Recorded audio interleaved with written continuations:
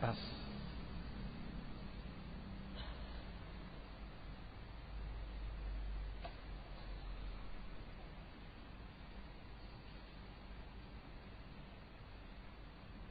Bismillahirrahmanirrahim. Alhamdulillah. Wassalatu wassalamu ala Rasulillah wa ala alihi wa sahbihi wa man walah. Amma ba'd. Ikhwati fillah rahimani wa rahimakumullah.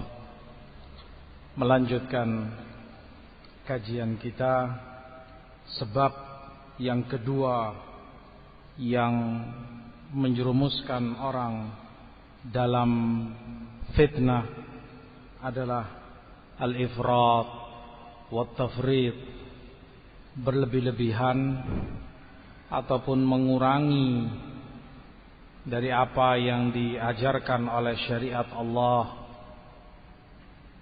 berlebihan atau kemudian mengurangi dari apa yang diajarkan dalam sunnah Rasul sallallahu alaihi wasallam.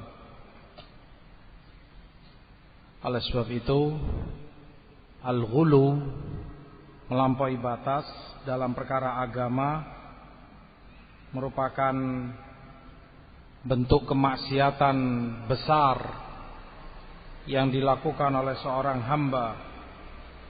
Kata Syekhul Islam rahimahullah, al-ahwa fid diyanat, pengaruh hawa nafsu dalam perkara agama, a'zam minha fi syahawat, lebih besar daripada pengaruh syahwat.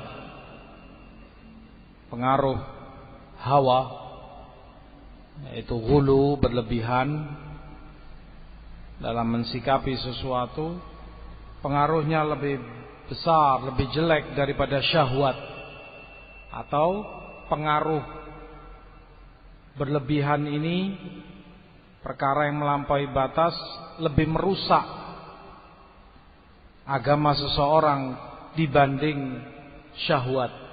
Kedua-duanya merusak, namun al-ghulu jauh lebih parah pengaruhnya.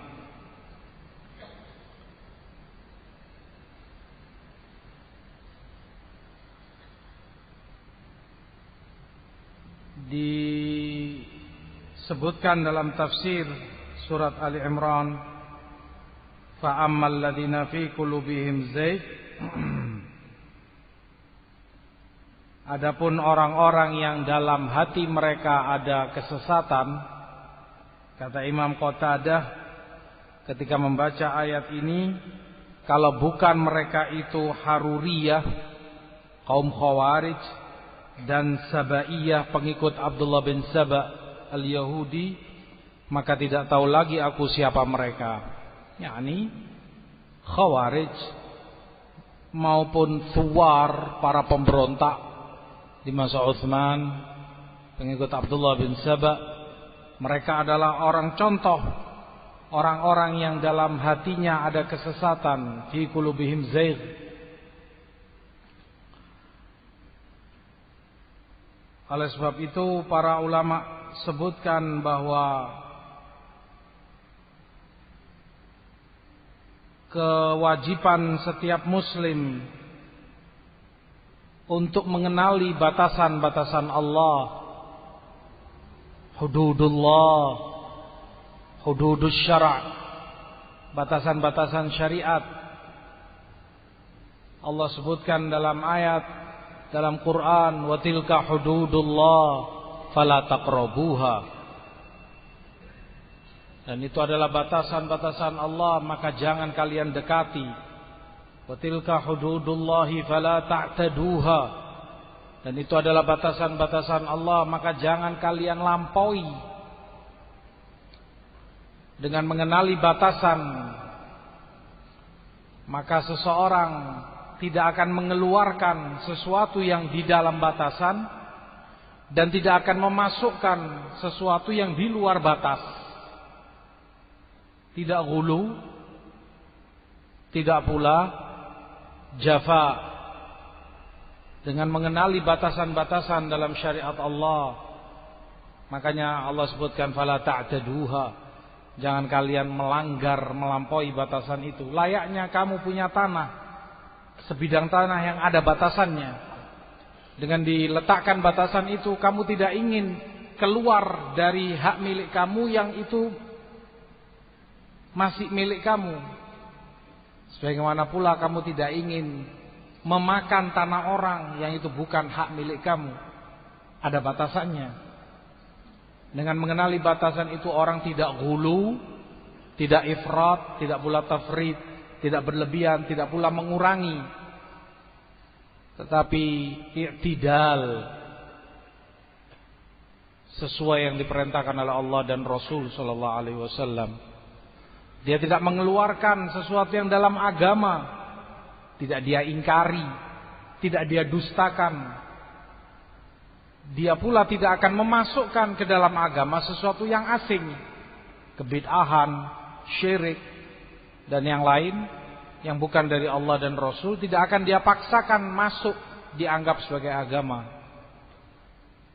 Maka ini sebab yang kedua menjerumuskan orang dalam fitnah, yaitu berlebih-lebihan, ghulu dalam beragama di luar apa yang diajarkan Allah dan Rasulnya, atau tafrid, mengurang-urangi, tidak sesuai dengan apa yang diperintah Allah maupun Rasulnya. Sebab yang ketiga adalah hilangnya manhaj yang benar, kabur manhaj yang hak, dan mereka mengikuti yang syubhat-syubhat.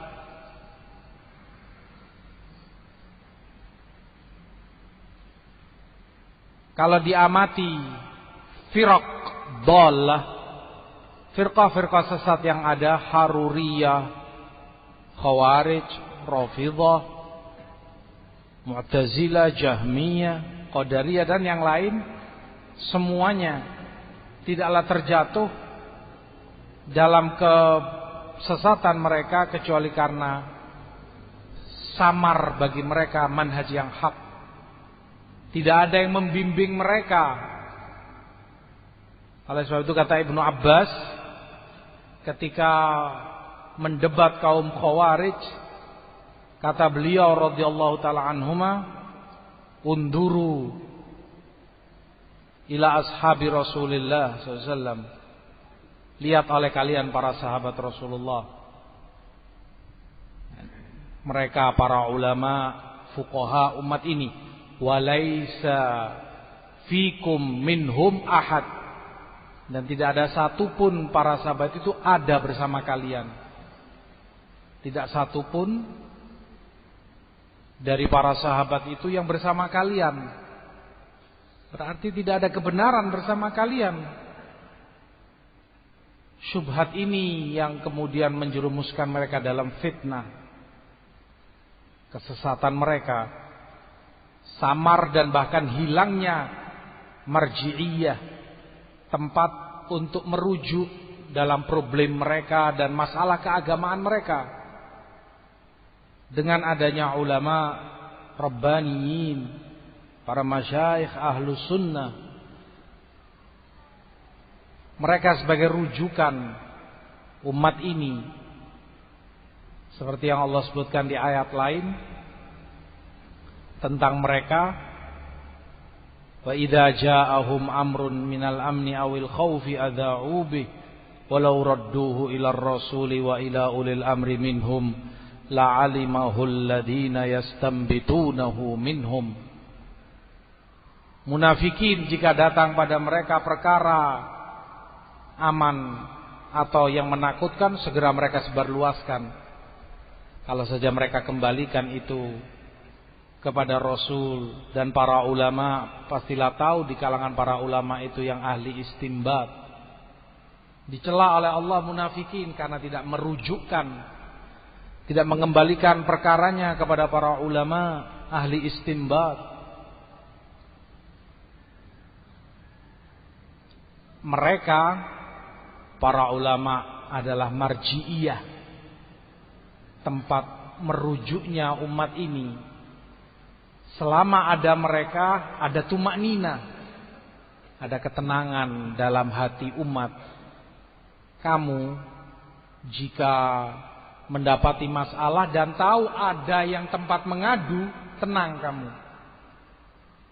Anak kecil ketika dizolimi atau disakiti siapa temannya, dia tahu ada yang tempat dia mengadu ke orang tuanya, dia menangis, akhirnya tenang, puas. Beda ceritanya kalau kemudian dia nggak punya tempat untuk dia mengadu kepada siapa. Ada sebab itu para ulama sebutkan hilangnya para ulama atau tidak lagi mereka dijadikan rujukan umat ini berarti hilang. Ada sesuatu yang hilang dan rusak dalam jiwa kaum mukminin. Hilangnya tumaknina, orang nggak tenang. Kamu menghadapi sekian masalah dalam kehidupan, problem dalam dakwah dan seterusnya, butuh fatwa. Sementara nggak ada yang dijadikan rujukan. Kepada siapa kamu mengadu?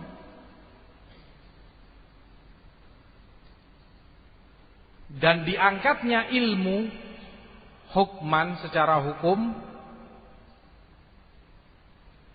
disebutkan oleh para ulama termasuk dicabutnya ilmu ketika umat tidak lagi rujuk kepada ulamanya walaupun ulama itu masih hidup. Sebagaimana Rasulullah SAW sebutkan dalam hadis, Innallaha la yanzi'u ilma intiza'an min suduril ibad.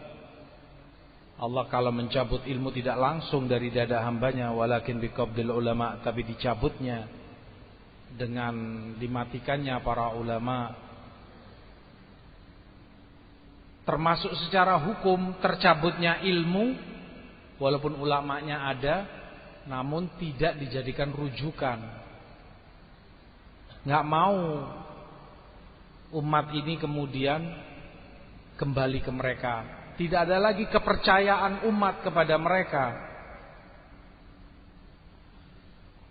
Oleh sebab itu kata Umar bin Abdul Aziz ketika memerintahkan kepada Imam Abu Bakar ibnu Hazm rahimahullah, tulis olehmu setiap hadis yang kamu dapati dari Rasulullah sallallahu alaihi wasallam karena aku khawatir. Kemudian duduklah kamu, ajarkan ilmu itu sehingga bisa belajar orang yang belum tahu. Karena aku khawatir hilangnya ilmu. Karena aku khawatir hilangnya ilmu, kata Umar bin Abdul Aziz, dan ilmu itu tidaklah akan hilang kecuali ketika dia menjadi rahasia, tersimpan. Maksud beliau tersimpan atau rahasia ketika ilmu itu tidak lagi disampaikan. Ada para ulama namun tidak lagi tersampaikan ilmunya karena umat tidak mau rujuk ke mereka, tidak mau kembali kepada mereka, sehingga hilanglah manhaj yang hak. Tidak ada lagi yang membimbing umat ini. Tidak ada lagi yang mengajari mereka yang hak dan yang batil. Mana yang hak, mana yang batil. Tidak ada lagi yang mengajari mereka mana yang tauhid, mana syirik, mana sunnah, mana bid'ah. Itu penyebab terjerumusnya umat ini dalam fitnah. Yang ketiga, maka berpegang dan kembali kepada ulama, mendengar tuntunan dan nasihat ulama setelah berpegang teguh dengan Allah adalah penyelamat dari fitnah. Penyelamat dari fitnah. Ketaatan kepada mereka adalah bentuk ketaatan kepada Allah, bentuk ketaatan kepada Rasul sallallahu alaihi wasallam.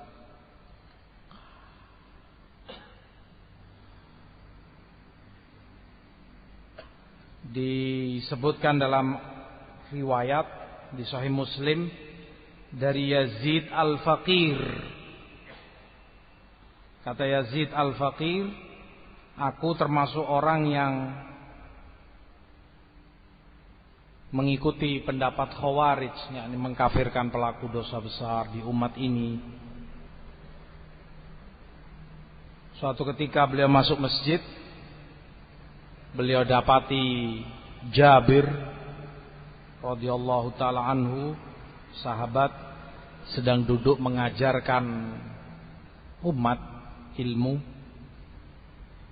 Lalu yang salah satu diajarkan oleh Jabir ketika itu hadis tentang jahannamiyun, ahli tauhid yang di jahannam, yang dikeluarkan oleh Allah dengan syafaat, lalu disucikan di sungai kehidupan, lalu dimasukkan ke dalam surga.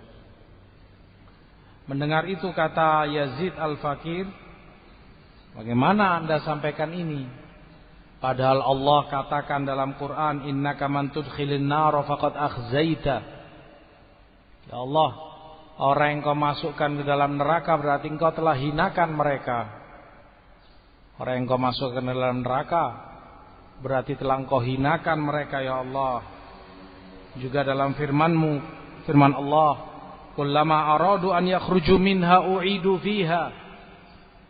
Penduduk neraka itu setiap kali hendak keluar dari neraka, dikembalikan lagi diazab di neraka selamanya. Maka nggak mungkin ada orang-orang yang dikeluarkan dari jahanam, kemudian disucikan, kemudian dimasukkan ke dalam jannah, kata Yazid Al-Fakir. Namun dijawab oleh Jabir, bukankah engkau membaca Quran? Kalau engkau membaca Quran, ada di dalam Quran yang Allah sebutkan tentang Rasulnya, asa an yab'atsaka rabbuka maqaman mahmuda. Dan itu adalah syafaat yang Allah janjikan untuk beliau. Maka kata Yazid Al-Fakir kepada para sahabatnya, celaka kalian kalau kalian tetap pada pendapat kalian, kafirnya laku maksiat, dan kalian tinggalkan penjelasan sahabat Rasulullah ini.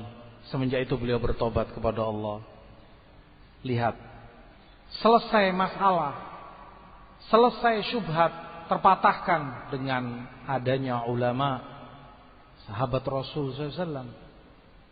Dan demikian para ulama setelah mereka, para tabi'in, wa man tabi'ahum bi ihsan ila yaumiddin.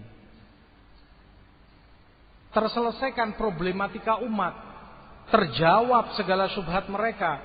Jika masih ada ulama dan dijadikan rujukan, memang dimuliakan, diagungkan ulama itu, dijadikan tempat rujukan, tempat bertanya, meminta fatwa, nasihat dan bimbingan mereka. Selamatlah umat ini. Lihat Yazid Al-Fakir, Allah selamatkan dari kaum Khawarij melalui seorang alim sahabat Rasul SAW, Jabir radhiyallahu taala anhu. Nah,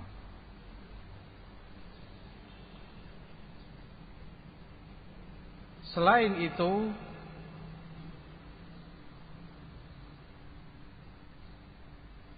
umat ini seperti disebutkan oleh Syekhul Islam rahimahullah,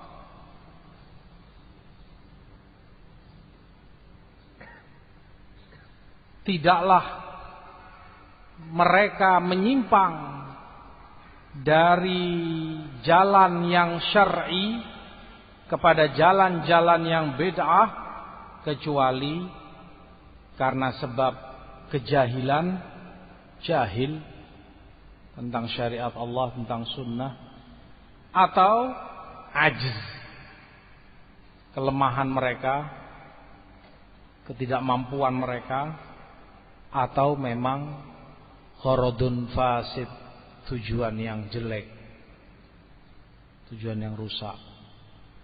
Penyebab orang menyimpang, meninggalkan jalan kebenaran, menyimpang ke jalan-jalan kesesatan yang ada karena kejahilan mereka, karena ketidakmampuan mereka, atau kemudian niat yang rusak, niat yang jelek.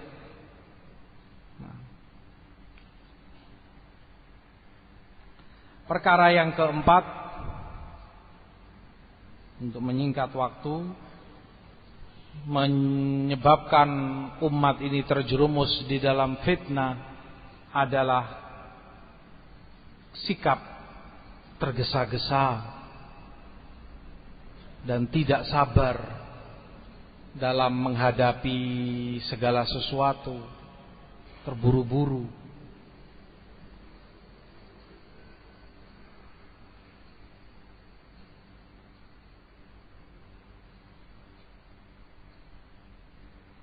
Di dalam Ar-Rum ayat 60 Allah sebutkan,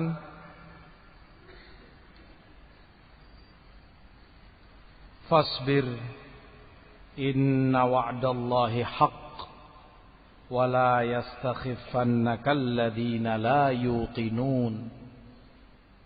Bersabarlah, sesungguhnya janji Allah itu hak, dan jangan orang-orang yang tidak yakin itu menjerumuskanmu pada kejahilan, menjerumuskanmu pada kesesatan. Itu makna la yastakhiffannaka alladhina la yuqinun.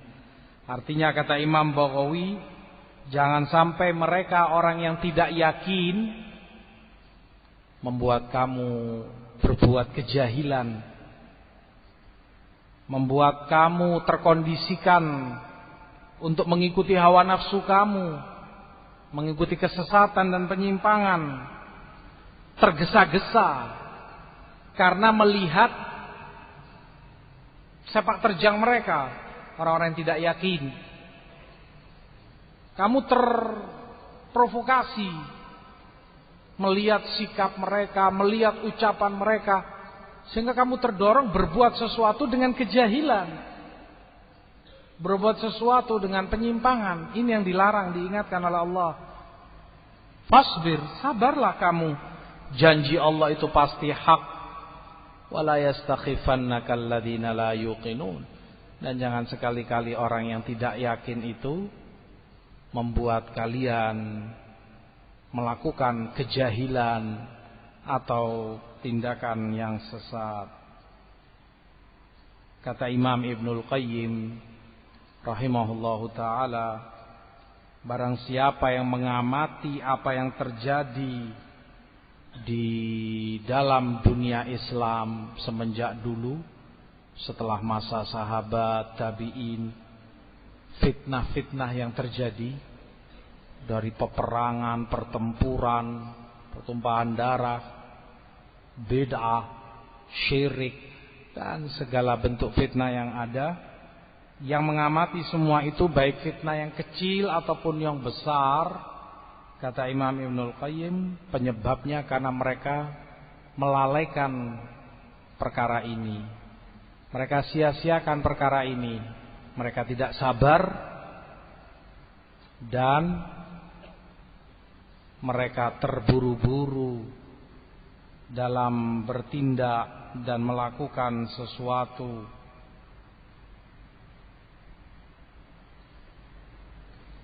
Tidak sabar dalam menghadapi kemungkaran,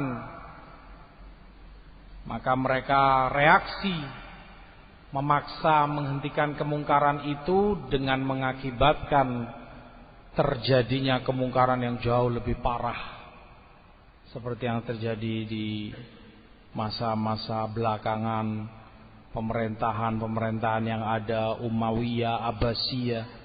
Terjadi pergulingan, terjadi peperangan. Apa sebabnya? Di masa Hajjaj bin Yusuf. Karena mereka nggak sabar, nggak tahan melihat kezaliman pemerintahnya, tidak tahan melihat kebengisan mereka, sehingga terburu-buru berbuat, bertindak, menyalahi syariat Allah, disikapi dengan kekerasan, dihadapi dengan kekuatan. Fitnah besar yang terjadi, akhirnya pertumpahan darah, sekian banyak korban muslimin berjatuhan. Seperti kata Imam Ibnul Qayyim, yang mengamati sejarah kaum muslimin semenjak dulu, pasti dia dapati ini inti sebabnya. Dari pergolakan, pertumpahan darah, pembunuhan, dan berbagai fitnah yang terjadi, penyebabnya ini. disia-siakan. Perintah untuk sabar dan tidak tergesa-gesa. Nah, itu sebab yang keempat yang disebutkan oleh para ulama tentang sebab-sebab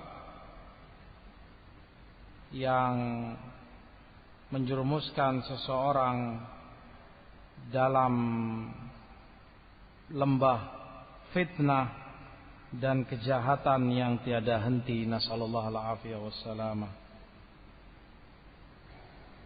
Ikhwati fillah rahimani wa rahimakumullah.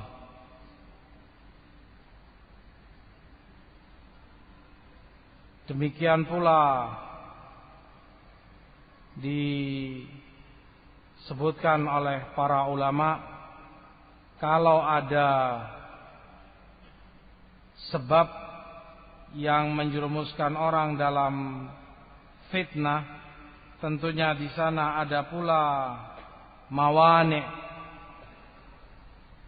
yang membatasi atau melindungi umat ini dari keterpurukan, tameng yang melindungi umat ini dari fitnah dan kejahatannya. Kalau tadi sebab-sebabnya kenapa jatuh, sekarang ini persuasif, langkah perlindungan agar umat tidak jatuh di dalam fitnah. Dan ini rahmat Allah, kasih sayang Rasul kepada umatnya. Diajarkan pula kepada mereka wiqayah, cara perlindungan agar mereka selamat dari fitnah.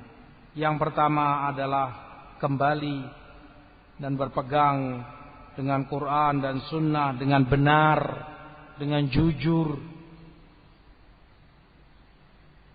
dan berjalan di atas bimbingan salafus saleh rahimahumullah, sebagaimana dalam hadis Irbad ibnu Sariyah Rasulullah SAW sebutkan, fa innahu man ya'ish minkum fasayara ikhtilafan katsira, yang hidup setelah aku akan melihat perselisihan yang banyak. Fa alaikum bisunnati wa sunnatil khulafa'ir rasyidin al-mahdiyyin min ba'di. Ketika kalian dapati perselisihan itu, pegangi oleh kalian ajaranku dan ajaran para khulafa'ur rasyidin setelahku. Addu 'alaiha bin nawajid, gigit erat-erat dengan gigi geraham kalian. Wa iyyakum muhdatsatil umur, dan jauhi kalian perkara yang baru. Fa inna kulla muhdatsatin bid'ah, karena setiap yang diadakan baru itu bid'ah. Wa kullu bid'atin dhalalah wa kullu dhalalatin finnar. Perkara yang pertama, kembali kepada Al-Quran dan kepada sunnah Rasul sallallahu alaihi wasallam.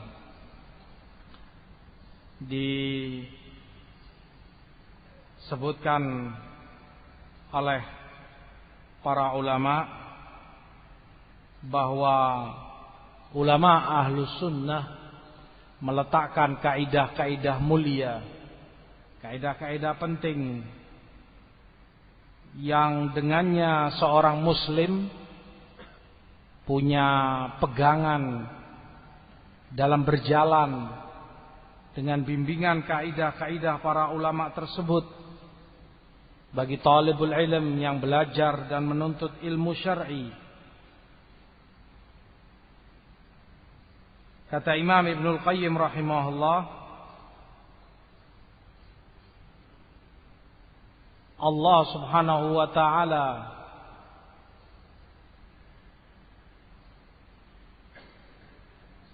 memerintahkan kepada kaum mukminin untuk berhati-hati di dalam menerima berita dari orang fasik. Idza ja'akum fasiqun binaba'in fatabayyanu Jika orang fasik datang kepada kalian dengan berita, pastikan kebenarannya.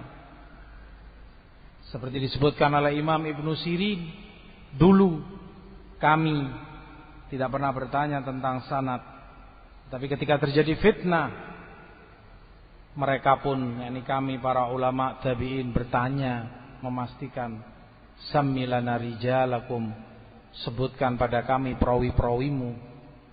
Dilihat siapa yang dari ahlus sunnah diterima riwayatnya, dilihat siapa yang dari ahlul bid'ah mereka tolak riwayatnya, sebagai bentuk pengamalan terhadap ayat Allah, pengamalan terhadap sunnah Rasul sallallahu alaihi wasallam. Selamatlah umat ini, terlindungi. Perkara ini kembali kepada Quran, kembali kepada sunnah, berpegang teguh dengan Quran, berpegang teguh dengan sunnah, ma'ruf adanya bagi setiap ahlus sunnah, bagi setiap salafi.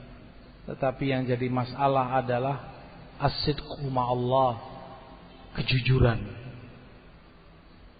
kesungguh-sungguhan.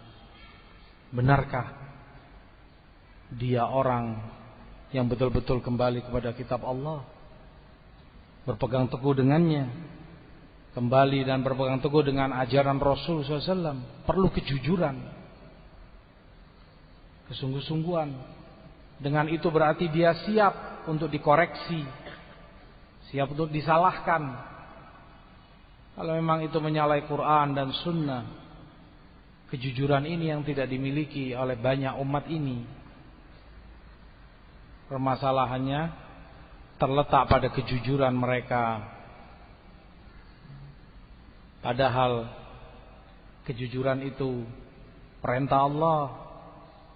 Ya ayyuhalladzina amanu taqullaha wa kunu ma'as shadiqin.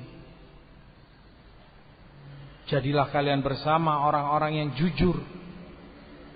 Dalam hadits Ibn Mas'ud pula Rasulullah sebutkan, alaikum bisidqi fa inna sidqa yahdi ilal birr. Pegangi oleh kalian kejujuran, karena kejujuran itu membawa kalian kepada kebaikan. Fa innal birra yahdi ilal jannah, dan kebaikan itu menggiring kalian kepada surga. Wala yazalu rajulu yasduq wa yataharra sidqa hatta yuktaba 'indallahi siddiqa. Dan tetaplah seorang hamba itu jujur, membiasakan dirinya jujur hingga dia ditulis di sisi Allah sebagai orang yang jujur, siddiq. Sebaliknya demikian pula tentang kadzib, kedustaan, membimbing kepada fujur, dan fujur membimbing kepada neraka. Dan tetaplah orang berdusta dan membiasakan dirinya terus berdusta, tertulis di sisi Allah sebagai kadzab, pendusta. Perkara ilmiah mungkin diketahui oleh keumuman muslimin, ma'ruf, berpegang kembali kepada Quran Sunnah, Quran Sunnah. Perkaranya kejujuran sekarang, dari hatinya yang terdalam. Tampak kejujuran itu dalam perkataannya, tampak kejujuran itu dalam amal perbuatannya, keyakinannya. Wahakadha. Pelindung yang kedua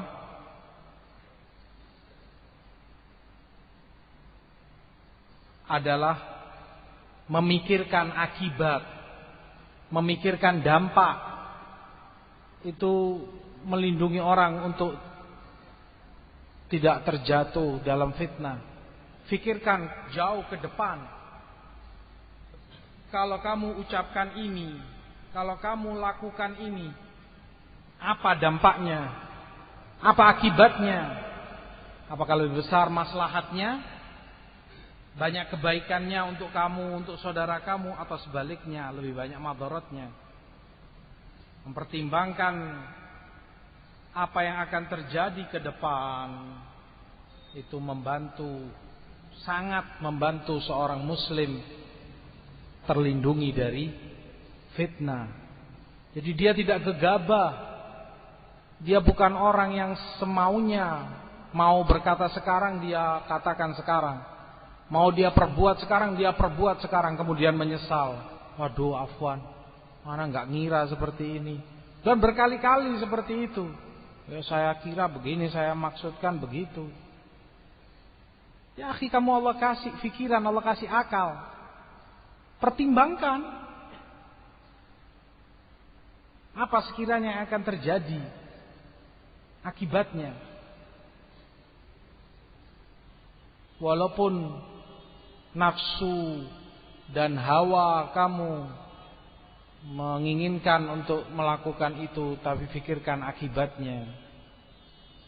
Memikirkan akibat itu banyak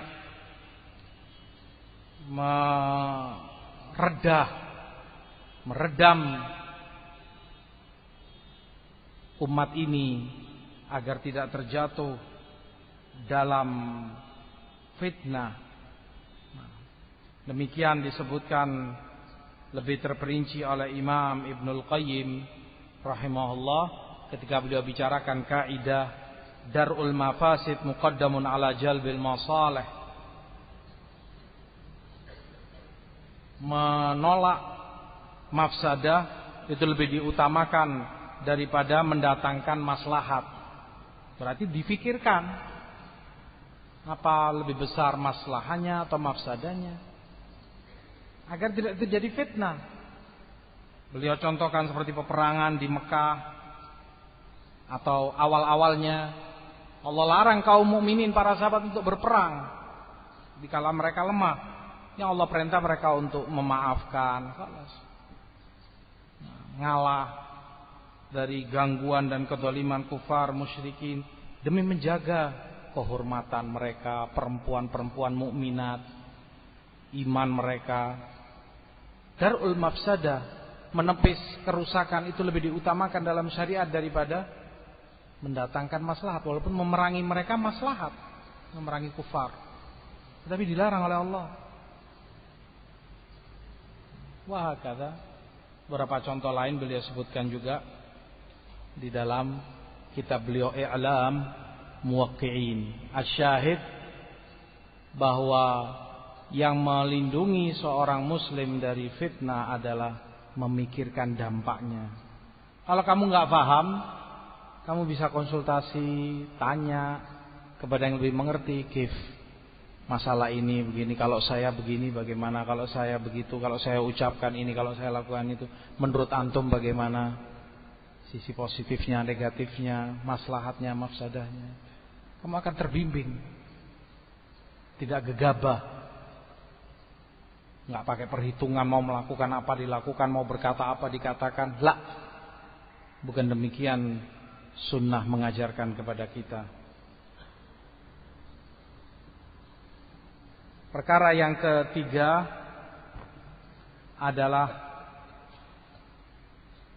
membaca dan melihat apa yang telah terjadi pada umat-umat terdahulu atau orang lain secara umum, mengambil pelajaran, iktibar, ibrah terhadap apa yang terjadi pada orang lain. Disebutkan dalam bahasa Arab, as-sa'id man i'tabar bi ghairihi. Orang yang bahagia itu yang mau ambil pelajaran dari orang lain. Wasyaqi man i'tabar bihi ghairuh. Adapun orang yang celaka adalah orang yang orang lain mengambil pelajaran darinya. Dengan melihat pelajaran yang terjadi pada orang lain, membantu kamu meredam untuk tidak jatuh dalam fitnah. Kalau kamu lakukan kayak fulan nanti hasilnya. Kalau kamu berkata begini nanti seperti fulan, seperti umat ini, seperti umat itu, jelek dampaknya. Dari pelajaran-pelajaran yang sudah terjadi, kamu menjadi sadar bahwa itu jelek, besar mafsadahnya, sehingga kamu selamat dari fitnah.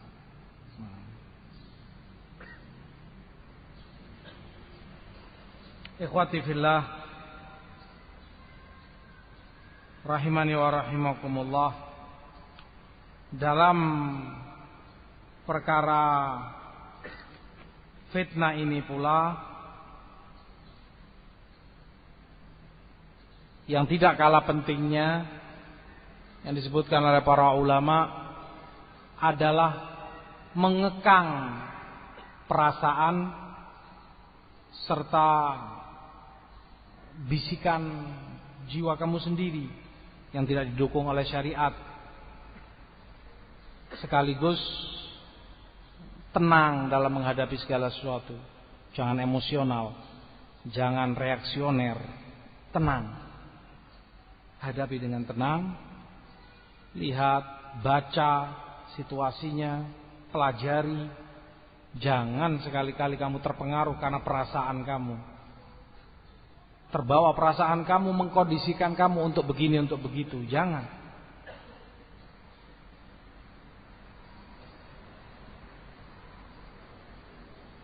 Oleh sebab itu, ketika Rasulullah sebutkan dalam hadits Abu Hurairah, satakunu fitan, akan terjadi fitnah. Al-qa'id fiha khairun minal qa'im, yang duduk lebih baik dari yang berdiri. Wal qa'im fiha khairun minal mashi, yang berdiri lebih baik dari yang berjalan.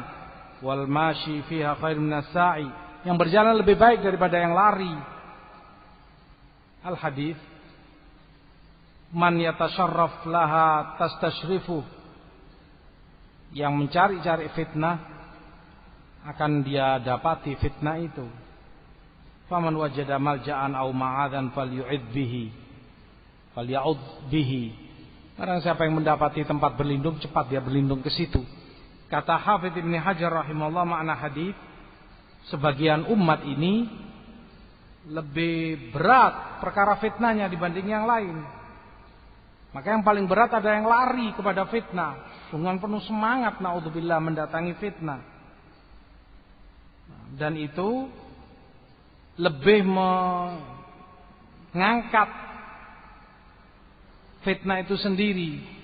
Ketika orang antusias dan sedemikian rupa lari mendatangi fitnah tersebut.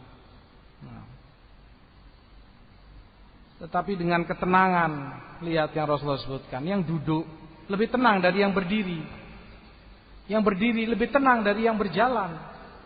Semakin dia lebih tenang, ta'anni, dia semakin bisa mengendalikan diri, tidak kecewa nantinya. Dan ma'ruf pula hadis yang Rasulullah sebutkan terhadap utusan Abdul Qais, inna fika khaslatain yuhibbuhumullahu wa rasuluhu al-hilmu wal anah. Padamu ada dua sifat yang dicintai Allah dan Rasulnya, hilm, berakal, memikirkan segala sesuatunya dari segala sisi, wal anah, dan tidak tergesa-gesa, tenang. Pelindung yang kelima adalah rujuk selalu kepada al-haq, kembali selalu kepada al-haq.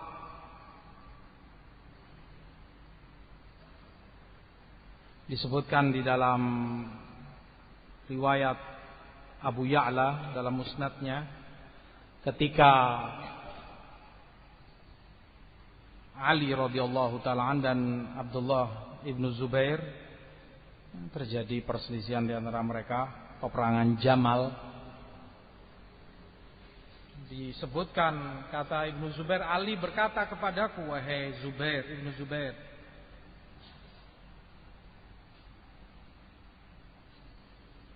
tidakkah engkau ingat Rasulullah SAW pernah sebutkan,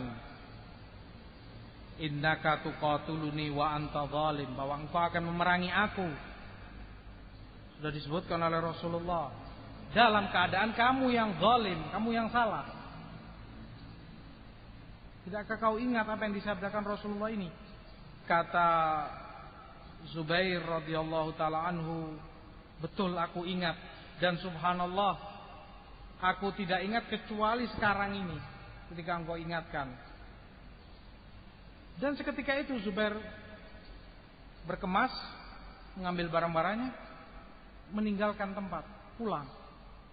Karena ingat apa yang disebutkan oleh Rasulullah SAW. Dia akan memerangi Ali dalam keadaan beliau yang zalim radhiyallahu taala anhum. Asyahid di sini bagaimana para sahabat rujuk kepada al-haq. Begitu disampaikan kepadanya al-haq, segera dia kembali sadar. Umar ibn al-Khattab ketika tidak terima disebutkan Rasulullah wafat, marah besar, mengacungkan pedangnya yang bilang Rasulullah wafat, aku tebas lehernya. Karena sangat cintanya. Tapi kemudian Abu Bakar berdiri di mimbar menyampaikan bahwa Rasulullah juga manusia biasa, dibacakan ayat oleh Abu Bakar, afa immata au qutilan qalabtum ala aqabikum, apakah kalau Rasulullah meninggal atau terbunuh kalian akan murtad? Dan Rasulullah pun akan wafat. Seketika itu Umar sadar. Kata Umar, seakan baru kali ini aku mendengar ayat itu. Ketika dibacakan Abu Bakar, baru sadar. Dan langsung berubah. Dan disebutkan wa kana waqafan inda kitabillah. Umar orang yang selalu cepat kembali atau berhenti ketika mendapati ayat Quran atau sunnah Rasul SAW. Segera itu membenahi diri mereka, jujur mereka, lillah, untuk Allah mereka beragama. Segera ayat dan hadis itu ketika mereka lalai, lupa, tidak sengaja melanggarnya, diingatkan, segera mereka berubah kembali. Gak memperbanyak masalah, gak memperbanyak perdebatan, tidak kemudian diperpanjang polemik. Oh gak bisa, ini maksudnya apa loh? Belum tentu demikian. Bisa saja orang memperpanjang kalau dia turuti hawa nafsunya untuk kepentingan kemenangan pribadi dia. Tapi apa manfaatnya untuk dia? Apakah itu berguna bagi dunia dan akhirat dia? Apakah itu yang akan menyelamatkan dia di hadapan Allah? Atau seperti para sahabat ini, perang. Tapi begitu disampaikan oleh ahli hadis yang didengar oleh Zubair, segera beliau berubah dan kembali pulang, meninggalkan peperangan. Umar bin Khattab juga demikian. Dan demikian segenap para sahabat Rasul sallallahu alaihi wasallam. Di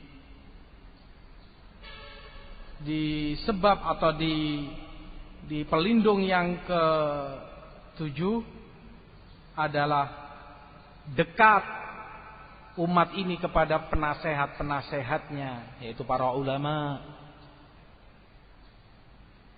Iltifaf haulahum, agar menyatu bersama mereka seperti anak ayam ke induknya. Selalu kembali, selalu rujuk kepada para ulama dan berjalan dengan bimbingan mereka, berjalan dengan nasihat mereka. Rasulullah sebutkan dalam riwayat Ibnu Abbas, al-barakah ma'a akabirikum, barokah itu bersama yang tua-tua di antara kalian. Kata Imam Manawi, yang tua artinya yang mujarrab, yang banyak pengalamannya dalam dakwah, dalam hidupnya, banyak pahalanya karena banyak amal soleh yang telah dia lakukan. Duduklah bersama mereka, mintalah nasihat mereka, tauji, bimbingan mereka. Pasti kamu akan selamat dan terbimbing di atas hidayah. Demikian makna barokah bersama yang tua di antara kalian. Itu yang disebutkan oleh Imam Al-Manawi rahimahullahu ta'ala. Ikhwati fillah rahimani wa rahimakumullah. Demikianlah kebaikan dan kejelekan itu simpanan. Dalam hadis Sa'ad bin Sa'ad As-Sa'idi di Tabrani dan Daya Al-Maqdisi, Rasulullah sallallahu alaihi wasallam bersabda, "Inna hadzal khair wasyarr khazain." Kebaikan dan kejelekan ini simpanan, kata Rasulullah. Seperti gudang. Wa inna li hadhil khazain mafatih. Dan simpanan ini ada kuncinya. Fatuba li 'abdin miftahun lil khair mighlaqun lisyarr. Maka bahagialah, tuba ditafsirkan surga atau pohon di dalam surga, bagi hamba yang dia itu kunci bagi kebaikan penutup bagi kejelekan. Wa wailun li'abdin miftahun lisyarr mighlaqun lil khair. Dan celaka, wail, nama lembah di dalam jahanam bagi hamba yang dia itu kunci kejelekan, penutup kebaikan. Wal'iyadzubillah. Artinya seperti kata Imam Manawi rahimahullah, kebaikan dan kejelekan itu simpanan. Kebaikan itu ridha Allah. Maka tanda keridhaan Allah kepada hambanya, Allah jadikan hamba itu pembuka kebaikan, penutup kejelekan. Kejelekan adalah murka Allah, tanda kemurkaan Allah kepada hambanya. Nas'alullah al-afiyah wassalamah. Allah jadikan hamba itu kunci kejelekan, penutup kebaikan. Hadis ini kata Imam As-Sa'di, timbangan pengukur manusia. Siapa yang min ahlil khair, orang baik, orang yang sempurna, siapa pula orang yang cacat dalam penilaian syariat. Semakin orang itu terbuka darinya kebaikan, tertutup darinya kejelekan, semakin sempurna dia, semakin baik. Semakin terbuka darinya kejelekan, tertutup kebaikan, semakin dia mengarah kepada kecacatan dalam penilaian syariat, kekurangan, jauh dari kesempurnaan, ahli syarr. Maka demikianlah tipe dan macam manusia, ada yang ahli khair, ada yang ahli syarr. Ahli khair, orang-orang yang baik, mereka selalu mempelajari kebaikan, menyibukkan diri dengan kebaikan, belajar, ngaji, membaca, menghafal, mengajarkan. Dia demikian tersibukkan dengan kebaikan, sehingga dia bersama kebaikan selalu. Ketika dia berpikir, yang dia pikirkan adalah kebaikan. Bagaimana ayat ini, apa yang Allah maksud tafsirnya, bagaimana hadis ini, keterangan imam ini, ulama itu, dalam kebaikan.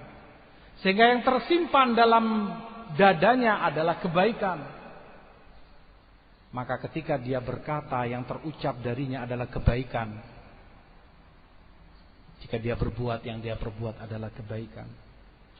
Yang lain, yang dia pelajari adalah kejahatan. Yang dia pelajari adalah kejelekan. Itu yang menjadi kesibukan dia.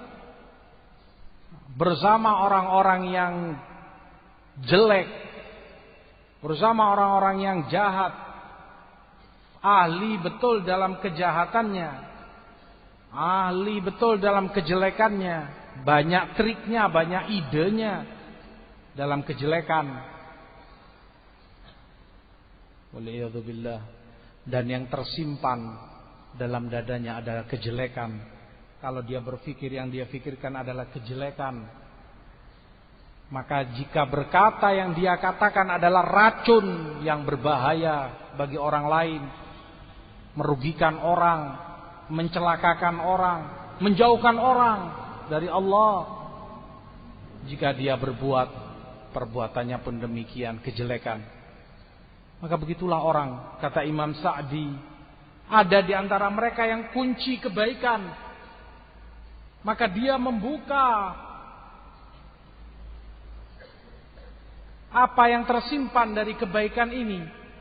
Dengannya, jika dia hadir kebaikan bersamanya. Jika dia menyampaikan, tersampaikan olehnya kebaikan, orang lain mendapatkan kebaikan darinya.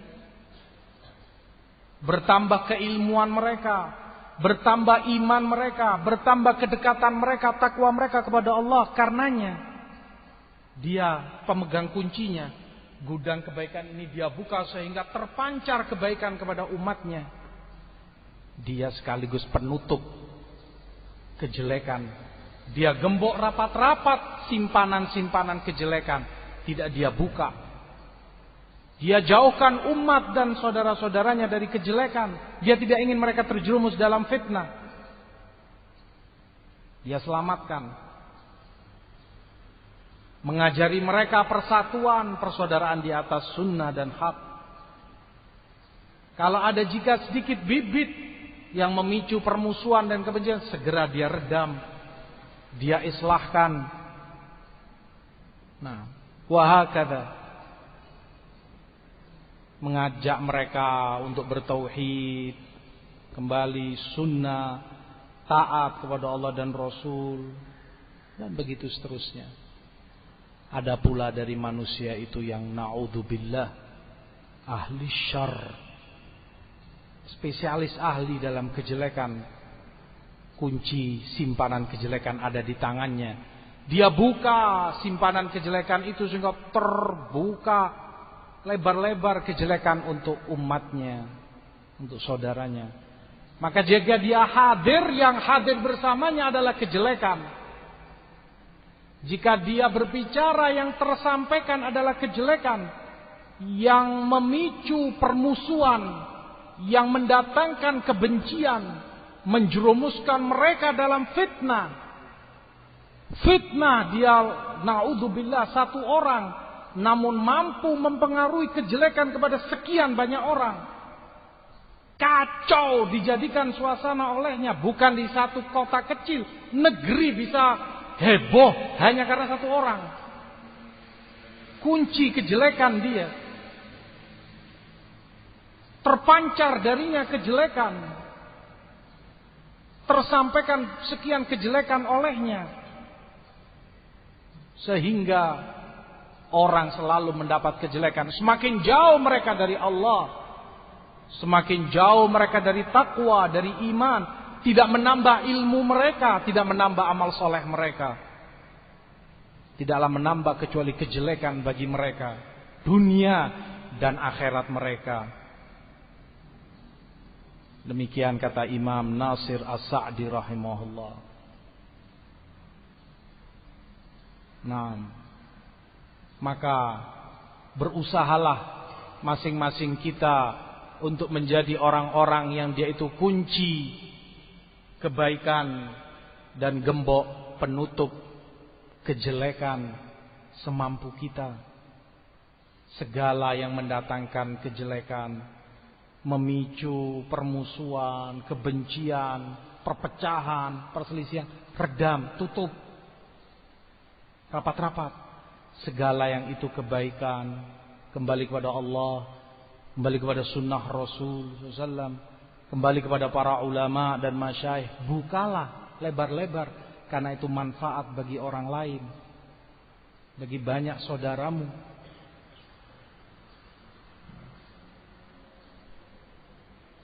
Agar kita menjadi orang yang mendapat barokah,